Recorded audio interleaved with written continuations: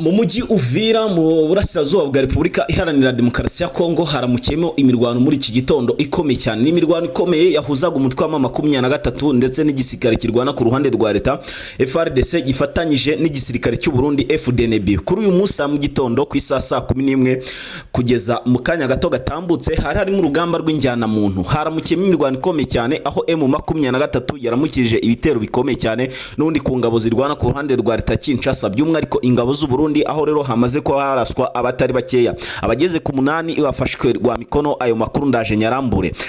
Hagati aho muri Warikare haramukiyemo imirwano ikomeye cyane aho biri kuvugwa ibitero bikomeye cyane ko M23 yaba yagabweho ibitero. Ndagira ngo ni masaha y'ejo ku mugoroba hagabweho ibitero kuri M23, ariko mu masaha mu gitondo kuri uyu munsi noneho byaramutse bihinduye isura kuko ingabo zirwana ku ruhande rwa leta Kinshasa, by'umwihariko abacashuro baturuka mu bihugu bigiye bitandukanye, by'umwihariko murabizi yuko bahageze basanga ibihumbi 6 biyongera ku bihumbi 7 by'ingabo z'u Burundi izamaze kwa zigera hano muri territoire ya Warikare ndetse na territoire na territoire ya Uvira. Hagati aho turababwira kandi ko muri Rubero hongeye kumvikanamo amasasa akomeye cyane, aho rero M23 yongeye gucakirana kandi na rino huriro rirwana ku ruhande n'undi rwa leta ni FDLR Wazalendo ndetse n'abangaba bita Semusenya. Turamurusa byose tugiye kugenda tubirambure. Nitwe Pacifique Mekingani warafuronze cyangwa se warakanze kuri subscribe ku buryo burambuye amakuru mugiye kugenda yose muyumva. Hanyuma ndagira ngo dutangire Kinshasa kuri Costa Mutamba. Uyu mugabo uri kuvuga urupfu rutunguranye.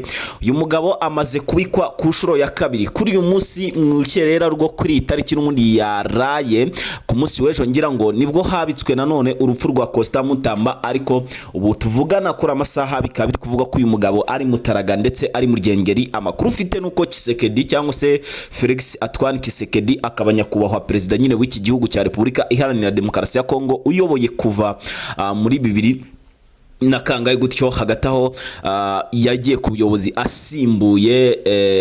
asimbuye Joseph Kabila Kabanga muri rusange. Ubu tuvugana rero akaba yakoze ibishoboka ibyo ari byo byose kugira ngo arebe niba yabasha kuzahura cyangwa se kurokora uyu mugabo Costa Mutamba uri kuvugwaho ko isa ku isa ashobora kuza kwivuganwa na bamwe mu bashyigikiye nyine Joseph Kabila Kabanga, dore ko uyu mugabo ari umwe mu barwanyije Joseph Kabila Kabanga akarwana kuri Kisekedi ku rwego rwo hejuru cyane. Ubu tuvugana rero hari gushakwa uburyo bushoboka ubwo ari bwo bwose ngo uyu mugabo akurwe muri gereza, ariko byananiranye bitewe n'akayabo k'amafaranga yariye ndetse akananyereza nyine umutungo w'igihugu muri rusange. Ibyo byose akabikurikiranwe mu gihe cya kizamuhama neza, nta kindi usibye kumukatira urwo guhwera cyangwa se urwo gupfa. Byamaze rero kuba bimenyekana ko uyu mugabo urubanza rwe